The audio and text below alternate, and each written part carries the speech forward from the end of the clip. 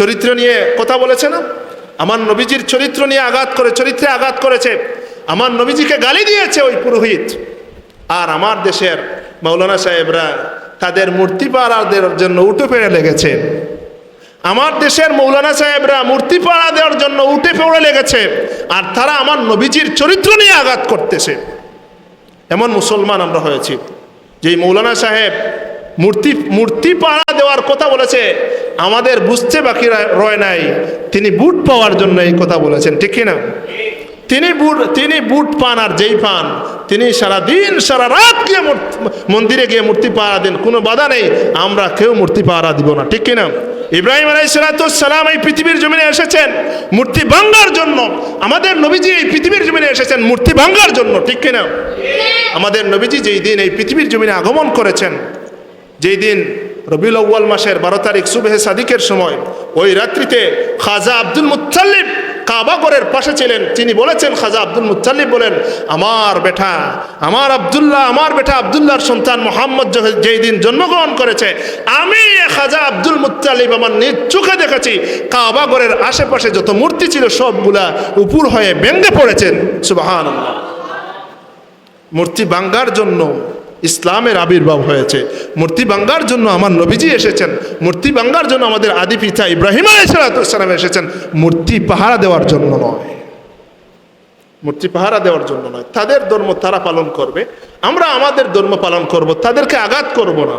তাদের সাথে মিলেমিশে আমরা এক দেশে এক গ্রামে বসবাস করতে পারি, হিন্দু মুসলমান খ্রিস্টান বৌদ্ধ সবাই মিলেমিশে বসবাস করতে পারি। বসবাস করার মানে নয় যে আমরা মন্দিরে গিয়ে মূর্তি পাহারা দেব, বসবাস করার মানে এই নয় দুর্গাপূজায় গিয়ে আমরা শরিক হব।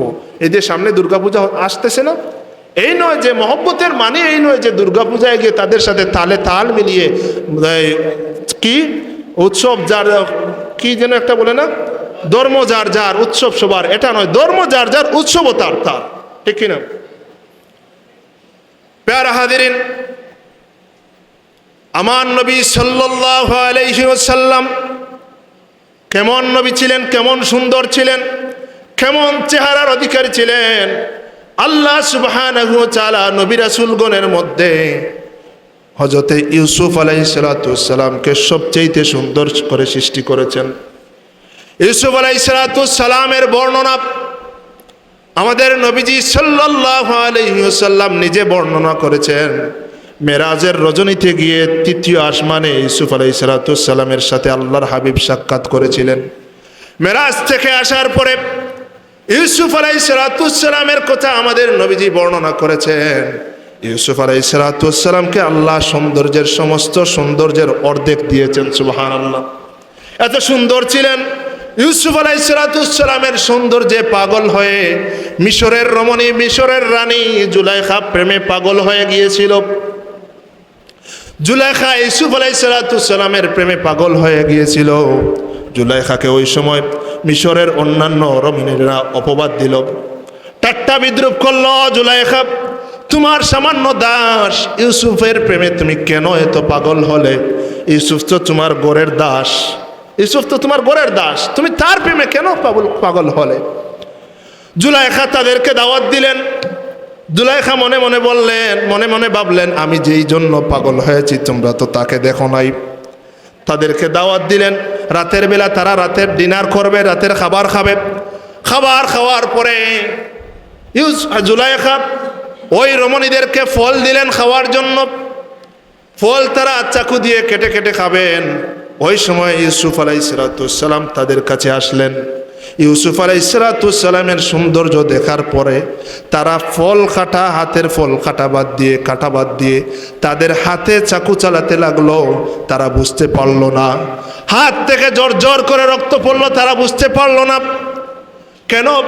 ইউসুফ আলাইহিস সালাম এত সুন্দর ছিলেন, সুন্দরের কারণে, সৌন্দর্য দেখে সুন্দরের কারণে তাদের হাতে তারা আঘাত করলো, তারা বুঝতে পারলো না। আম্মাজান আয়েশা সিদ্দিকা রাদিয়াল্লাহু তাআলা আনহা বললেন, মিশরের রমণীরা যদি আমার নবীজিকে দেখতো তাহলে তাদের হাত নয়, তারা তাদের কলিজা কেটে ফেলতো, তারা বুঝতো না। এত সুন্দর ছিলেন আমার নবী, সুবহানাল্লাহ, এত সুন্দর ছিলেন আমার নবী। তারা যদি, আম্মাজান আয়েশা বললেন, তারা যদি মিশরের রমিনেরা আমার নবীজিকে যদি দেখতো, তারা হাত কাটতো না, তাদের কলেজা কেটে ফেলতো, তারা বুঝতে পারতো না এত সুন্দর করে আমাদের নবীজিকে আল্লাহ সুবহানাহু ওয়া তাআলা সৃষ্টি করেছেন। সুবহানাল্লাহি ওয়া বিহামদিহি সুবহানাল্লাহিল আযীম।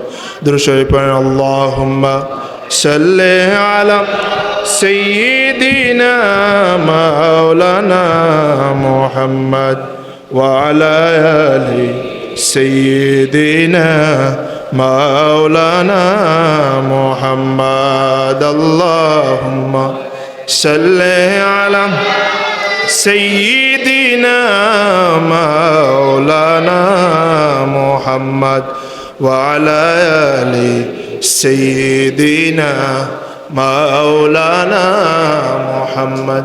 প্যারা হাজিরিন, আমার নবীজি এত সুন্দর ছিলেন। পূর্ণিমার চাঁদ আপনারা চিনেননি? পূর্ণিমার চাঁদ কত তারিখ পূর্ণিমার চাঁদ দেখা যায়?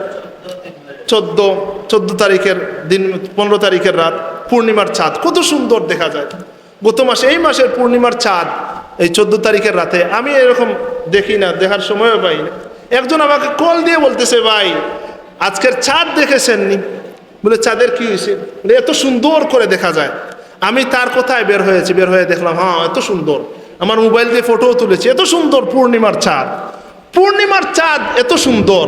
সাহাবী জাবের ইবনে সামুরা রাদিয়াল্লাহু তাআলা আনহু নিজে বর্ণনা করেছেন, আমার নবীজি পূর্ণিমার চাঁদের চাইতে আরো সুন্দর ছিলেন। সুবহানাল্লাহ। পূর্ণিমার চাঁদ আপনারা দেখবেন আগামী মাসে পূর্ণিমার চাঁদ কত সুন্দর। সেই চাঁদের চাইতে, পূর্ণিমার চাঁদের চাইতে আরো সুন্দর ছিলেন আমাদের নবী। সুবহানাল্লাহ।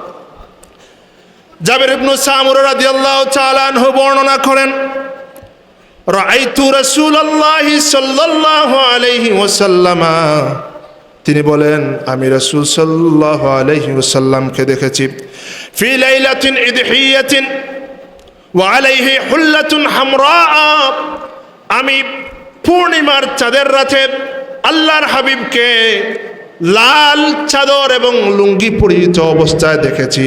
কি পরিহিত অবস্থায়?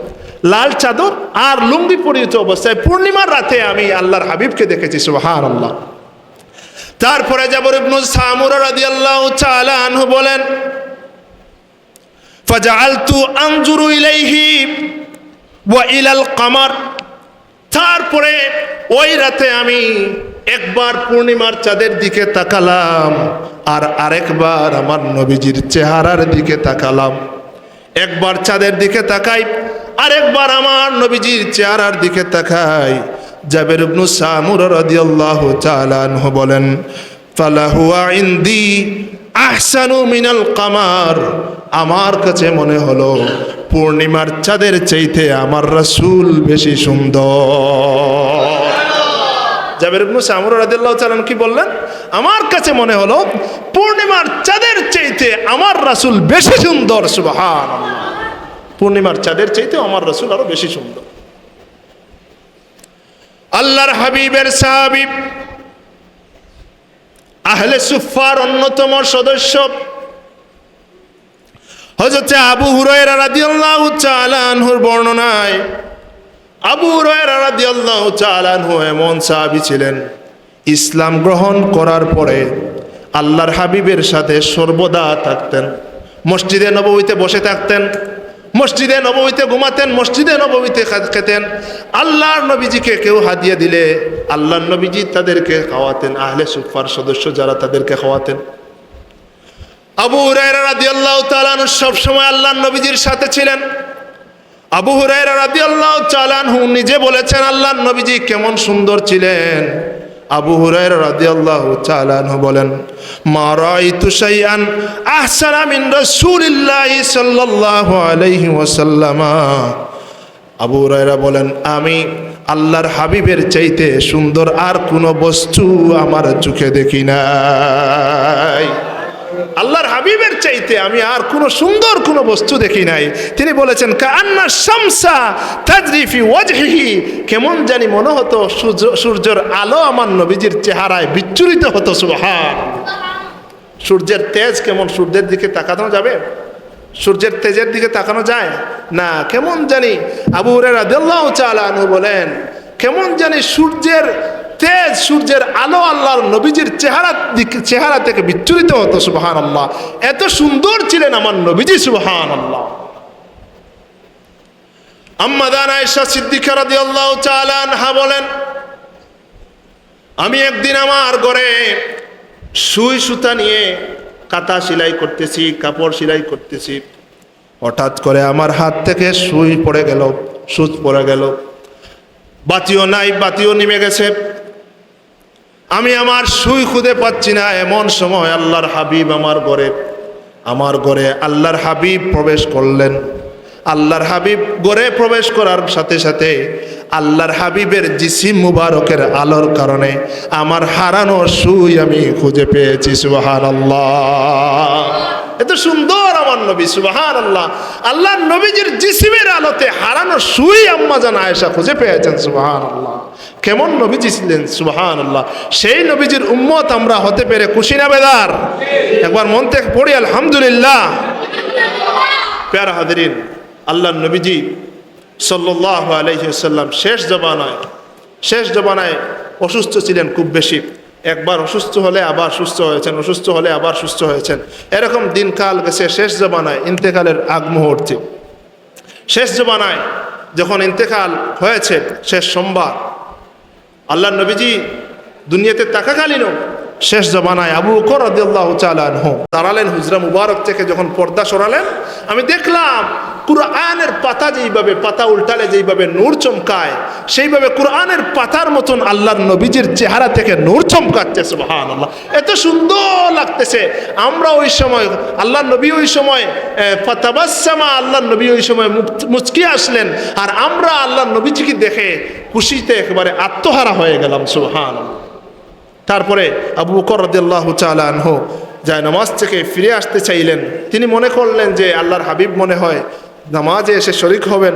আল্লাহর নবীজিকে তো পিছনে রেখে কেউ নামাজ পড়াইবার মতন কোনো ক্ষমতা নাই। আবু বকর রাদিয়াল্লাহু তাআলা পিছনে ফিরে আসতে চাইলেন। আল্লাহর নবীজি ইশারা দিলেন যে আবু বকর নামাজ আদায় করো। আল্লাহর নবীজি আসার মতন শক্তি ছিল না। আবু বকর নামাজ আদায় করো। আনাস রাদিয়াল্লাহু তাআলা বললেন, আল্লাহর নবীজি পর্দা ফেলে দিলেন, ঘরের মধ্যে প্রবেশ করলেন। ওই সোমবারে ইন্তেকাল করলেন। দুরূদ শরীফ পড়েন, আল্লাহুম্মা সাল্লি আলা সাইয়্যিদিনা মাওলানা মুহাম্মাদ ওয়া আলা আলি সাইয়্যিদিনা মাওলানা মুহাম্মাদ। আল্লাহুম্মা সাল্লি আলা সাইয়্যিদিনা মাওলানা মুহাম্মাদ ওয়া আলা আলি সাইয়্যিদিনা মাওলানা। উড়িয়া যাও রে বাংলার হাওয়া, উড়িয়া যাও রে মদিনায়, আমাদের সালাম পৌঁছাই দিও ওই যে সোনার মদিনায়। আল্লাহুম্মা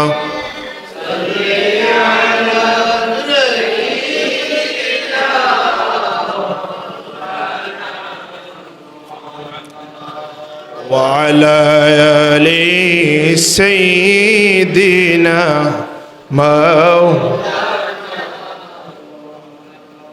প্যারা হাজিরিন, আল্লাহর নবীজির এই যে সৌন্দর্য, এই সুন্দর, এমন সুন্দর নবীজি আমরা পেয়ে আমরা ধন্য না?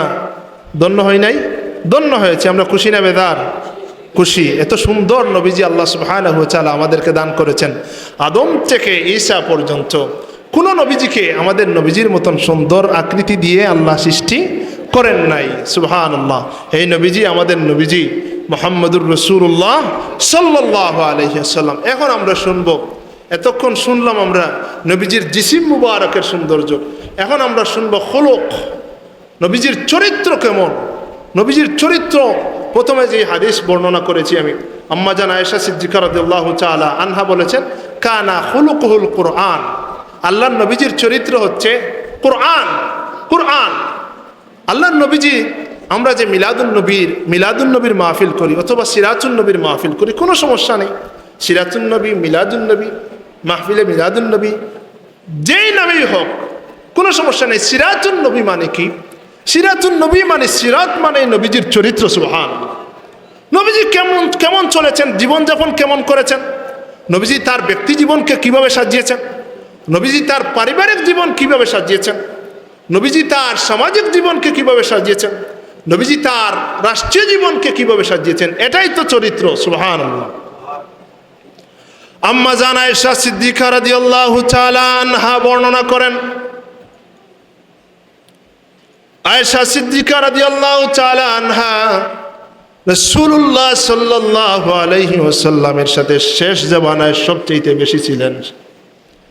রাসূল সাল্লাল্লাহু আলাইহি সাল্লামের সবচেয়ে ছোট স্ত্রী হওয়ার কারণে বেশি সঙ্গ পেয়েছেন। রাসূল সাল্লাল্লাহু আলাইহি ওয়াসাল্লাম শেষ জীবনে কি কি কাজ করেছেন বেশিরভাগ হাদিস আম্মা জান আয়েশা সিদ্দিকা রাদিয়াল্লাহু তাআলা আনহা বর্ণনা করেছেন। আমাদের নবীজির চরিত্র কেমন ছিল, আমাদের নবীজির খুলুক কেমন ছিল, আয়েশা সিদ্দিকা রাদিয়াল্লাহু তাআলা আনহা বর্ণনা করেন। আয়েশা সিদ্দিকা রাদিয়াল্লাহু তাআলা আনহা বলেন, কানা রাসূলুল্লাহ সাল্লাল্লাহু আলাইহি ওয়াসাল্লাম, এটা বলেছেন তার এই হাদিস যেটা আমি বলতে চাই সেটা হচ্ছে লাম ইয়াকুন রাসূলুল্লাহ সাল্লাল্লাহু আলাইহি ওয়াসাল্লাম ফাহিশান ওয়ালা মুতাফাহিশান। রাসূল সাল্লাল্লাহু আলাইহি ওয়াসাল্লাম স্বেচ্ছায় তিনি কোনোদিন কর্কশ ভাষায় কারো সাথে কথা বলেন নাই। রাসূল সাল্লাল্লাহু আলাইহি ওয়াসাল্লামের স্বভাবগত ভাষা কর্কশ ছিল না। লাম ইয়াকুন রাসূলুল্লাহ সাল্লাল্লাহু আলাইহি ওয়াসাল্লাম ফাহিশান ওয়ালা মুতাফাহিশান। রাসূল সাল্লাল্লাহু আলাইহি ওয়াসাল্লামের স্বভাবগত ভাষা কর্কশ ছিল না এবং ইচ্ছা করেও রাসূল সাল্লাল্লাহু আলাইহি ওয়াসাল্লাম কর্কশ ভাষায় জীবনে কারো সাথে কোনোদিন কথা বলেন নাই। কর্কশ ভাষায় কারো সাথে কথা বলেন নাই, কোনোদিন কথা বলেন নাই। আর ইচ্ছা করেও তিনি কর্কশ ভাষায় কারো সাথে কথা বলেন নাই। আর স্বভাবগত ভাষাও কর্কশ ছিল না। সুবহানাল্লাহ। আমরা রাসূল সাল্লাল্লাহু আলাইহি ওয়াসাল্লামের উম্মত দাবি করি কিনা? আর আমাদের ভাষা কেমন? আমরা কর্কশ ভাষায় কথা না বললে হয় না, ঠিক কিনা? রাসূল সাল্লাল্লাহু আলাইহি ওয়াসাল্লামের উম্মত যদি কেউ দাবি করে তাহলে সে কোনোদিন কর্কশ ভাষায় কথা বলতে পারবে না। রাসূল সাল্লাল্লাহু আলাইহি ওয়াসাল্লামের খাদেম একাধারে 10 বছর যিনি খেদমত করেছেন, আনাস রাদিয়াল্লাহু তাআলা আনহু, তিনি বলেন আমি আল্লাহর হাবিবের 10 বছর খেদমত করেছি, একাধারে 10 বছর খেদমত করেছি। আল্লাহর হাবিব কোনোদিন আমাকে উফ শব্দ পর্যন্ত বলেন নাই, কোনোদিন উফ শব্দ, কষ্ট পায় উফ শব্দ বলেন নাই। আমি ভুল করলে আমাকে শুধরে দিয়েছেন, ভালো করলেও ঠিক আছে, ভুল করলেও ঠিক আছে, ভুল করলে আমাকে শুধরে দিয়েছেন। কোনোদিন আমাকে উফ শব্দ, খারাপ ভাষায় কোনো কথা বলেন নাই। সুবহানাল্লাহ। তিনি হচ্ছেন মুহাম্মাদুর রাসূলুল্লাহ সাল্লাল্লাহু আলাইহি ওয়াসাল্লাম। আমরা যদি রাসূল সাল্লাল্লাহু আলাইহি ওয়াসাল্লামের উম্মত দাবি করি তাহলে কর্কশ ভাষায় কথা বলা যাবে? কর্কশ ভাষায় কথা বলা যাবে? মানুষের সাথে নরম ভাষায় কথা বলতে হবে। আল্লাহর হাবিব সাল্লাল্লাহু আলাইহি ওয়াসাল্লামের সাথে যদি কেউ দেখা করতে আসতো, হাদিস শরীফে বর্ণিত হয়েছে একবার একদিন এক বেদুইন আল্লাহর হাবিবের সাথে দেখা করার জন্য এসেছে। ওইদিকে মসজিদে নববীতে সাহাবায়ে কেরাম রাদিয়াল্লাহু তাআলা আনহুম আজমাইনরা সবাই অপেক্ষা করতেছে আল্লাহর নবীজি আসবেন, নামাজের সময় হয়ে গেছে। নামাজের সময় হয়ে গেছে, আল্লাহর নবীজি আসলেই নামাজ শুরু হয়ে যাবে। নামাজের পুরোপুরি সময় হয়ে গেছে। বেলাল রাদিয়াল্লাহু তাআলা আনহু দাঁড়িয়ে গেছেন আকামত দেওয়ার জন্য। আল্লাহর নবীজি হুজরা মুবারক থেকে বের হয়ে চলে এসেছেন, মসজিদে প্রবেশ করবেন। ওই সময় একজন বেদুইন আসলেন আল্লাহর হাবিবের সাথে সাক্ষাৎ করার জন্য। এসে বললেন, ইয়া রাসূলুল্লাহ, ইয়া হাবিবাল্লাহ, আপনি কেমন আছেন? ওই সময় নামাজ শুরু হয়ে যাবে, মসজিদে প্রবেশ করবেন। ইয়া রাসূলুল্লাহ, আপনি কেমন আছেন? আপনার ছেলে সন্তান কেমন আছে? আপনার পরিবারের অবস্থা কেমন? আপনার শরীর ভালো নেই, আপনি খেতে পারেন কিনা? মানে এভরিথিং, সব কিছু ওই সময় জিজ্ঞাসা করতেছেন। ওই সময় জিজ্ঞাসা করার তো কথা নয়। আল্লাহ সাহাবায়ে কেরাম রাদিয়াল্লাহু তাআলা আনহুমরা আজমাইনরা তারা অপেক্ষা করতেছে নামাজ শুরু করবেন। ওই সময় একজন বেদিন এসে, ইয়া রাসূলুল্লাহ, আপনি কেমন আছেন? ভালো আছেননি? কি খবর? সব কিছু জিজ্ঞাসা করতেছে। আল্লাহ নবীজিকে যতটা প্রশ্ন করেন হাদিস শরীফে আসছে আল্লাহ নবীজি বিনয়ের সাথে জবাব দিয়েছেন সুবহানাল্লাহ। একবারও বলেন নাই আমার নামাজের সময় হয়ে গেছে, বিনয়ের সাথে সব প্রশ্নের জবাব দিয়েছেন। আর আমরা হলে কি করতাম? আরে মিয়া রাখো, এখন আমি আগে নামাজ শেষ করে ফেলি, নামাজ শেষ করি, তারপরে তোমার যত কথা আছে সব কথা বলবো। আল্লাহ নবী দু জাহানের বাদশার সাথে কথা বলতে এসেছেন। ওই ব্যক্তি যত সময় কথা বলেছে তত সময় আল্লাহ নবী বিনয়ের সাথে জবাব দিয়েছেন সুবহানাল্লাহ। দু জাহানের বাদশা। আর আমাদের সাধারণ বাদশা যারা এই মেম্বার বলেন আর চেয়ারম্যান বলেন, উনার সাথে যদি কথা বলতে যায় কোনো মানুষ, মেম্বার সাহেবের, এখানে কেউ মেম্বার আছেন কিনা জানি না, আমার থাকলেও কোনো সমস্যা নেই। মেম্বার সাহেবের চরিত্র একরকম থাকে বুটের আগে, আর চরিত্র বুটের পরে আর একরকম হয়ে যায়, ঠিক কিনা?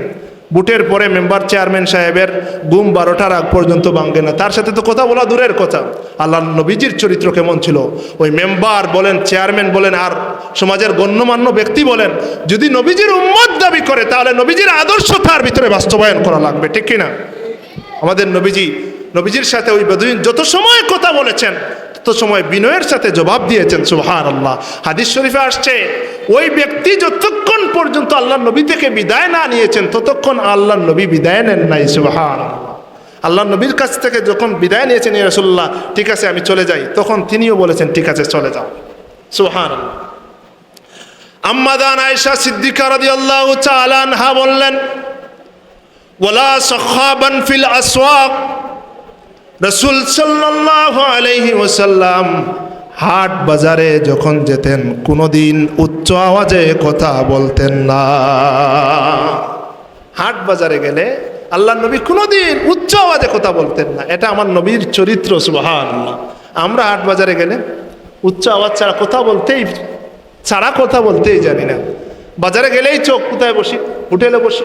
আর হোটেলে বসলেই চা খেয়ে উচ্চ আওয়াজে যত ধরনের কিচ্ছা কাহিনী আছে সব হোটেলে বসেই আমরা শুরু করে দিই, আর উচ্চ আওয়াজে, মানে যে কোনো জায়গায়, বাজার বলেন আর মসজিদ বলেন আর গ্রাম বলেন গড় বলেন, সব জায়গায় উচ্চ আওয়াজ ছাড়া আমরা কথা বলতেই জানি না, ঠিক কিনা? বাজারে তো উচ্চ আওয়াজে কথা বলি, মসজিদ পর্যন্ত আমরা রেহাই দেই না, ঠিক কিনা? এখন জুম্মাবারে মসজিদে আসলে কে কার চাইতে উচ্চ আওয়াজে বেশি কথা বলতে পারবে সেই প্রতিযোগিতা হয় কিনা? হয়। এই প্রতিযোগিতা মসজিদ পর্যন্ত চলে এসেছে।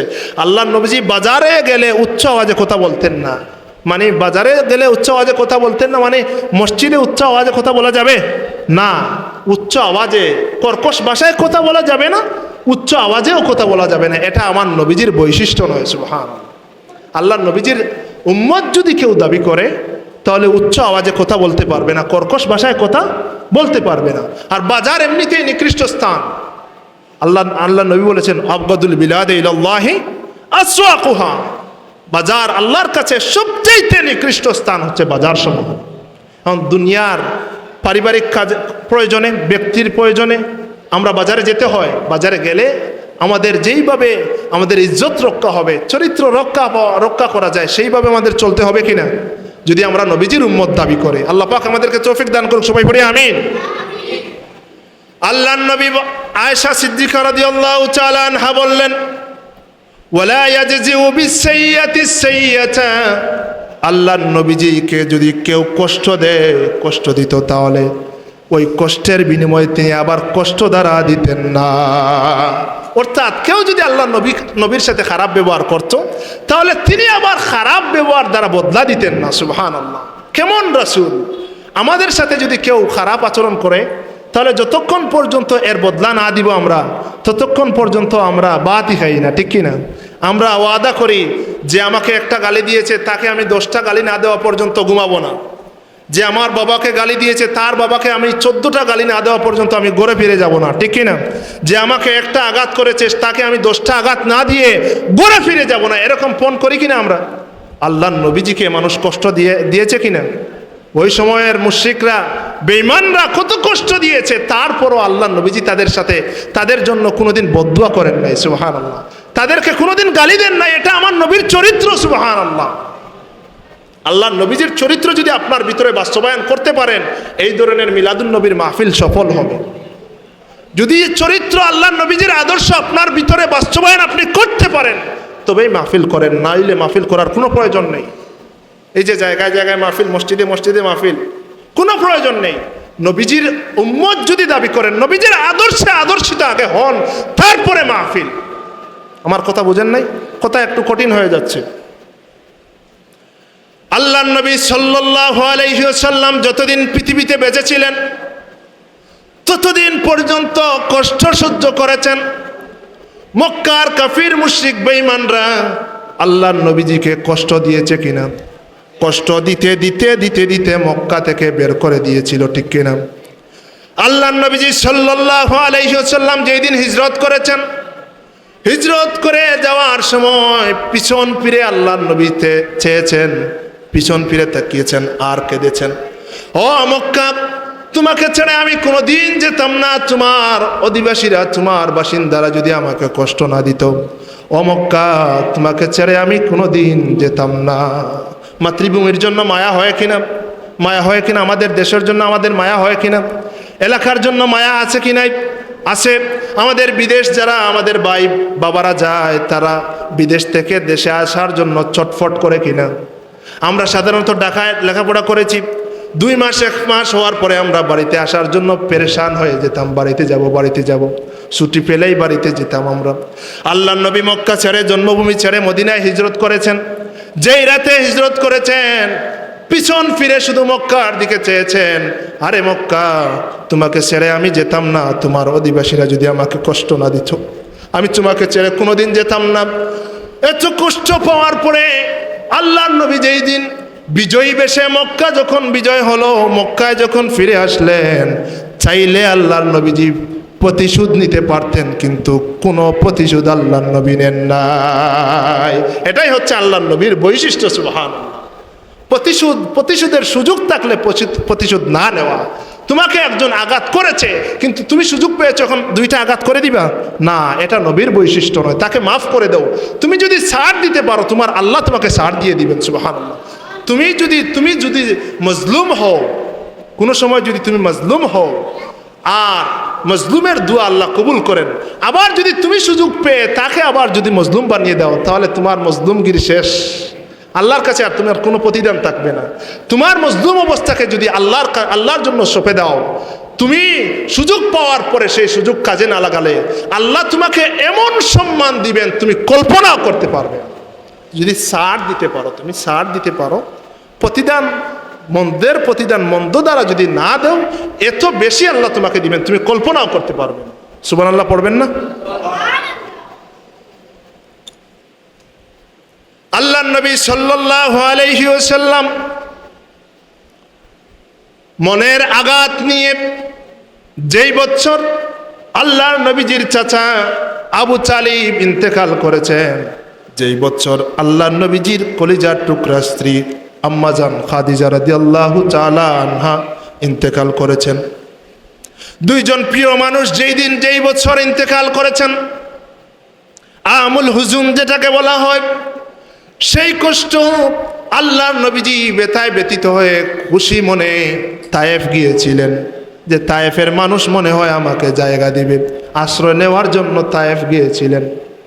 তায়েফের দুষ্ট কাফির, দুষ্ট যুবকেরা আল্লাহর নবীজিকে পাথর দিয়ে আঘাত করতে করতে করতে করতে শরীর থেকে রক্ত জড়িয়েছে, পুরোটা শরীর রক্তে রঙ্গিত হয়ে গিয়েছিল। আল্লাহর নবীজি বেহুশ হয়ে মাটিতে পড়ে যেতেন। তারা এত পাথর দিয়ে আঘাত করেছে, পাথর দিয়ে আঘাত করতে করতে মাটিতে ফেলে দিত, তারপরে আবার দাঁড় করাতো, আবার আঘাত করতো, বারবার আঘাত করতে করতে তাড়িয়ে তাড়িয়ে তারা তায়েফ থেকে বের করে দিয়েছে। জিবরিল আমিন আসলেন, ইয়া রাসূলুল্লাহ, ইয়া হাবিবাল্লাহ, আপনি যদি বলেন, আপনি একবার আল্লাহর কাছে বলেন, যদি আপনি মুখ দিয়ে বলেন তাহলে আল্লাহর হুকমে তায়েফের মাটিকে আমি উল্টাইয়া ফেলবো। আল্লাহর হুকমে কি করব? তায়েফের মাটিকে আমি উল্টাইয়া ফেলবো। তায়েফের বাসিন্দারা, তায়েফের যুবকরা আপনাকে রক্তে রঙ্গিত করেছে, আপনাকে আঘাত করেছে। ইয়া রাসূলুল্লাহ, যদি আপনি একটু দোয়া করেন, বদদোয়া করেন, তাহলে আল্লাহর হুকুম নিয়ে আমি তায়েফের মাটিকে উল্টাইয়া ফেলবো। আল্লাহর নবী বললেন, জিবরাইল, আমি এই জন্য এই পৃথিবীর জমিনে আসি নাই, বদদোয়া করার জন্য আমি এই পৃথিবীর জমিনে আসি নাই। আমার কাজ বদদোয়া নয়, আমার কাজ দোয়া করা। সুবহানাল্লাহ। জিবরাইল, আমি এই দোয়া করতে পারি না, আমি আল্লাহর কাছে তাদের জন্য উত্তম দোয়া করব। আল্লাহর কাছে তায়েফবাসীর জন্য আল্লাহর নবী দোয়া করলেন, আল্লাহ তায়েফবাসীকে ক্ষমা করে দেন, তারা বুঝে নাই আমার সাথে বেয়াদবি করেছে। আল্লাহ সুবহানাহু ওয়া তাআলার কাছে এই দোয়া করেছেন, সুবহানাল্লাহ। মক্কার কুরাইশরা, তায়েফের বাসিন্দারা কত কষ্ট দিয়েছে, তারপরও আল্লাহর নবী কোনোদিন প্রতিদান নেন নাই। আল্লাহর নবীজির বৈশিষ্ট্য এটা নয়, আল্লাহর নবীজির বৈশিষ্ট্য এটা নয়। আম্মা জান আয়েশা বলেছেন, কি বলেছেন? ওয়ালা ইয়াজজিউ বিসাইয়্যাতি সাইয়্যাতা, আল্লাহর নবীজি মন্দ আচরণের প্রতিদান মন্দ দ্বারা দিতেন না। সুবহানাল্লাহ। আল্লাহর নবীজি রাস্তা দিয়ে হাঁটতেন, কাফের মুশরিকরা উঠেন নাড়ি বুড়ি আল্লাহ নবীজির মাথায় ফেলে দিত। আল্লাহ নবীজি সেজদায় গেলে মাথার মধ্যে উঠেন নাড়ি বুড়ি ফেলে দিত। এত কষ্ট দিয়েছে, তারপরও কোনোদিন তাদের প্রতিদান বদলা প্রতিদান দেন নাই। সুবহানাল্লাহ। মক্কা বিজয়ের দিন চাইলে আল্লাহ নবীজি প্রতিদান নিতে পারতেন। সবাইকে, সমস্ত কুরাইশ বাসিন্দাদেরকে সবাইকে একত্রিত করে ভাষণ দিয়েছেন, তোমরা আজকে আমার কাছ থেকে কীরকম কীরকম ব্যবহার আশা করো। সবাই বলেছে আমরা উত্তম ব্যবহার আশা করে। আল্লাহ নবীজি বললেন, আজকে আমি তোমাদের প্রত্যেককে ক্ষমা করে দিলাম। সুবহানাল্লাহ। কোনো কিছু আল্লাহ নবী মনে রাখলেন না, সবাইকে উন্মুক্ত ক্ষমা করে দিয়েছেন। তিনি হচ্ছেন মুহাম্মাদুর রাসূলুল্লাহ সাল্লাল্লাহু আলাইহি ওয়াসাল্লাম। আম্মা জান আয়েশা সিদ্দিকা রাদিয়াল্লাহু তাআলা আনহা বললেন, ওয়ালাকিন ইয়াফু ওয়া ইয়াসফাহু, আল্লাহর নবীজির চরিত্র ছিল, আল্লাহর নবীজির সাথে যদি কেউ খারাপ আচরণ করত তাহলে ওয়ালাকিন ইয়াফু ওয়া ইয়াসফাহু, তিনি তাকে ক্ষমা করে দিতেন এবং মন থেকে মুছে ফেলতেন।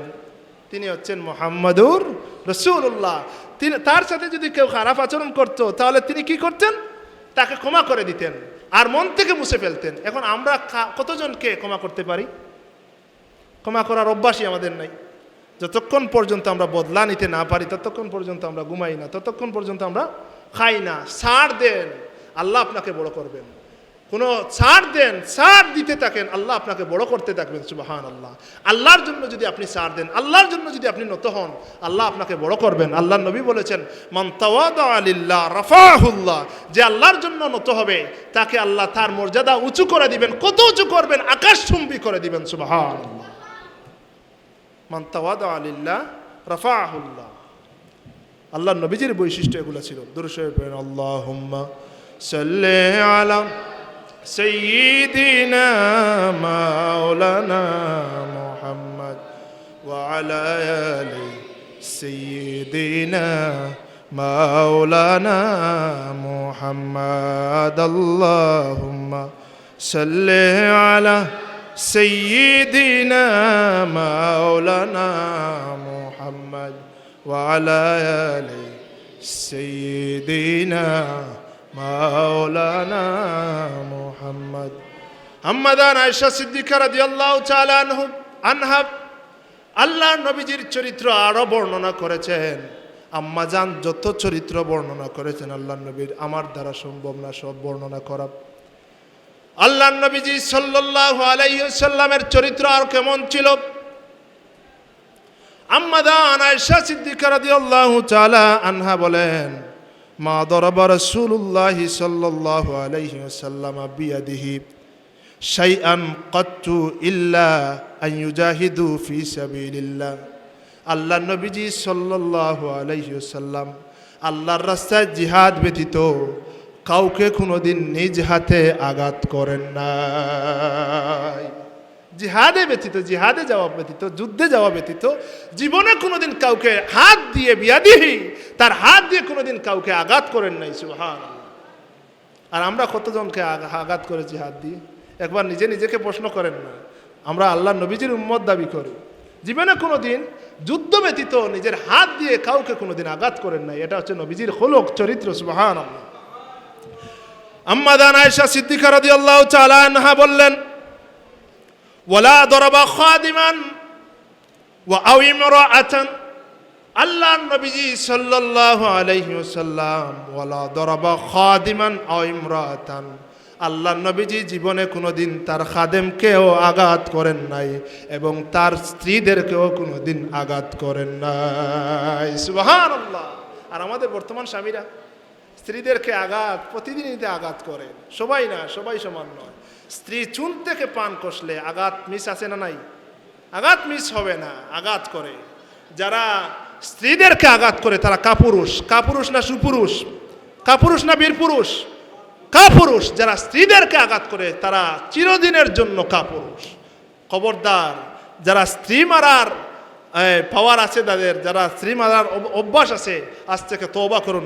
আল্লাহর নবীজির উম্মত যদি দাবি করেন, জীবনে কোনোদিন স্ত্রীর উপর আঘাত করবেন না, জীবনে কোনোদিন কোনো মানুষকে আঘাত করবেন না, জীবনে কোনোদিন আপনার খাদিমের শরীরে আঘাত করবেন না। এটা আল্লাহর নবীজির বৈশিষ্ট্য নয়, এটা আল্লাহর নবীজির বৈশিষ্ট্য না। আল্লাহর নবীজির বৈশিষ্ট্য হচ্ছে জীবনে কোনোদিন কোনো খাদেমকে তিনি আঘাত করেন নাই, যুদ্ধ ব্যতীত কোনো মানুষকে কোনোদিন তিনি আঘাত করেন নাই, তার কোনো স্ত্রীকে কোনোদিন তিনি হাত দিয়ে আঘাত করেন নাই। সুবহানাল্লাহ। তাদের সাথে উত্তম ব্যবহার করেছেন, উত্তমভাবে তিনি জীবনযাপন করেছেন। সুবহানাল্লাহ। একজন মানুষ যদি আল্লাহর নবীজির উম্মত দাবি করে, আল্লাহর নবীজির চরিত্রকে তার ব্যক্তি জীবনে, সামাজিক জীবনে, পারিবারিক জীবনে, যদি রাষ্ট্রীয় জীবনে যদি বাস্তবায়ন করতে পারে, সেই ব্যক্তি পৃথিবীর মধ্যে শ্রেষ্ঠ ব্যক্তিতে পরিণত হয়ে যাবে। সুবহানাল্লাহ। আল্লাহ পাক বলেছেন, লাকাদ কানা লাকুম ফি রাসূলিল্লাহি উসওয়াতুন হাসানা। আল্লাহর নবীজির মধ্যে আমাদের চরিত্র, সুবহানাল্লাহ, উত্তম আদর্শ হচ্ছে আল্লাহর নবীজির চরিত্রের মধ্যে। সুবহানাল্লাহ। একজন মানুষ যদি আল্লাহর নবীজি তার ব্যক্তি জীবনকে যেইভাবে সাজিয়েছেন, সেইভাবে যদি তার ব্যক্তি জীবনকে সাজাতে পারে, কসম খুদার, সেই ব্যক্তি এই পৃথিবীর মধ্যে সর্বশ্রেষ্ঠ ব্যক্তিতে পরিণত হয়ে যাবে। সুবহানাল্লাহ। একজন মানুষ যদি আল্লাহর নবী যেইভাবে তার পারিবারিক জীবনকে চালিয়েছেন, সাজিয়েছিলেন, আল্লাহর নবীজি পরিবার চালিয়েছেন কিনা? আল্লাহর নবীজির পরিবার ছিল কিনা? ছিল। সেইভাবে যেইভাবে আল্লাহর নবীজি তার পরিবারকে সাজিয়েছিলেন, একজন ব্যক্তি যদি এই বর্তমান সময়ে তার পরিবারকে আল্লাহর নবীজির আদর্শ অনুযায়ী চালাতে পারে, তাহলে খুদার কসম করে বলি, তার পরিবার এই পৃথিবীর মধ্যে শ্রেষ্ঠ পরিবারে পরিণত হয়ে যাবে। সুবহানাল্লাহ। একজন ব্যক্তি যদি তার সমাজকে আল্লাহর নবীজি যেইভাবে তার সমাজকে সাজিয়েছিলেন, সেই সমাজ এখন যদি একজন ব্যক্তি তার সমাজকে যদি সাজাতে পারে, সমাজের যারা দায়িত্বশীল আছেন, মেম্বার বলেন, চেয়ারম্যান বলেন, এলাকার গণ্যমান্য ব্যক্তি যারা আছেন, সবাই মিলে যদি আল্লাহর নবীজির আদর্শ তাদের সমাজে যদি বাস্তবায়ন করতে পারে, তাদের সমাজ এই পৃথিবীর মধ্যে শ্রেষ্ঠ সমাজে পরিণত হয়ে যাবে। সুবহানাল্লাহ। একজন মানুষ যদি, একজন রাষ্ট্রনায়ক যদি, আল্লাহর নবীজি রাষ্ট্রনায়ক ছিলেন কিনা? 10 বৎসর রাষ্ট্র পরিচালনা করেছেন। আল্লাহর নবীজি যেইভাবে তার রাষ্ট্র পরিচালনা করেছেন, বর্তমান সমাজের কোনো রাষ্ট্রনায়ক যদি তার রাষ্ট্রকে আল্লাহর নবীজির আদর্শ অনুযায়ী যদি চালাতে পারে, পৃথিবীর মধ্যে শ্রেষ্ঠ রাষ্ট্রে পরিণত হয়ে যাবে। সুবহানাল্লাহ। আল্লাহর নবীজির আদর্শ থেকে আমরা সরে গেছি, এই জন্য আমাদের রাষ্ট্রনায়ক যারা আছেন, তারা আল্লাহর নবীজির আদর্শ থেকে সরে যাওয়ার কারণে রাষ্ট্রে হত্যা, গুম, লুটতরাজ, জিনা, ব্যভিচার বাড়ছে না কমছে? বাড়ছে না কমছে? কমছে, বাড়ছে। এজন্য আল্লাহর নবীজির আদর্শ অনুযায়ী যদি কেউ রাষ্ট্র পরিচালনা করতে পারে, নবীজির আদর্শ অনুযায়ী যদি কেউ সমাজ পরিচালনা করতে পারে, নবীজির আদর্শ অনুযায়ী যদি কেউ পরিবার জীবনকে সাজাতে পারে, নবীজির আদর্শ অনুযায়ী তার ব্যক্তি জীবনকে সাজাতে পারে, নিঃসন্দেহে সেই ব্যক্তি, সেই সমাজ, সেই পরিবার, সেই রাষ্ট্র উন্নত হয়ে যাবে। সুবহানাল্লাহ। আল্লাহ সুবহানাহু ওয়া তাআলা আমাদের প্রত্যেককে তৌফিক দান করুক, আমাদের প্রত্যেককে জীবনের শেষ মুহূর্ত পর্যন্ত নবীজির আদর্শ অনুযায়ী, নবীজির চরিত্র অনুযায়ী, নবীজির চরিত্রকে আমাদের জীবনে বাস্তবায়ন করার তৌফিক দান করুক। সবাই পড়ে আমিন। ওয়া আখিরু দাওয়ানা আলহামদুলিল্লাহি রাব্বিল আলামিন। আসসালামু আলাইকুম ওয়া রাহমাতুল্লাহ।